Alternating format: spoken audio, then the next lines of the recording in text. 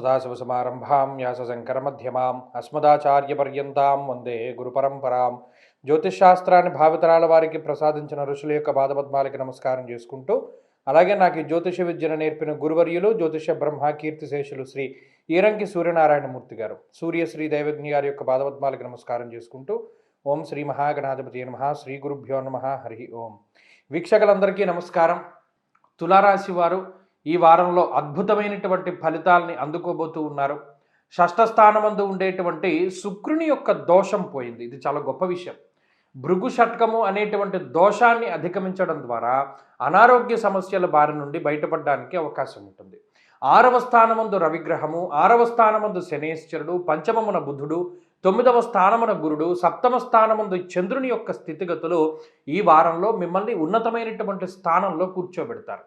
అంటే మీ మనసుకు నచ్చినటువంటి ప్రాంతాలను సందర్శనం చేస్తూ ఉండడము, దైవ దర్శనాలు అధికంగా చేసుకుంటూ ఉండడము, పుణ్యనది స్నానాలని ఆచరిస్తూ ఉండడము, లేదా ఆర్థికంగా బలోపేతం అవ్వడానికి ఆచరించేటువంటి నియమాలు ఏవైతే ఉన్నాయో వాటిని మీరు క్రమశిక్షణతోటి ఆచరిస్తూ ఉండడము, ఎవరి యొక్క సపోర్టు లేకుండా ఒంటరిగా మీరు ఎదగడానికి ఏవైతే సన్నాహాలు ప్రయత్నాలు చేసుకుంటూ ఉన్నారో అటువంటి వాటిలో చక్కగా ముందుకు తీసుకెళ్లేటువంటి పరిస్థితులకి ఈ గ్రహస్థితి కారణమవుతూ ఉంటుంది. ప్రత్యేకించి ఆర్థిక పరిస్థితి బాగున్నది, ఆరోగ్య పరిస్థితి బాగున్నది గత వారంతో పోల్చుకుంటే. అలాగే ప్రభుత్వ సంబంధమైనటువంటి కార్యకలాపాలన్నీ కూడా చాలా చక్కగా ముందుకు సాగుతూ ఉంటాయి.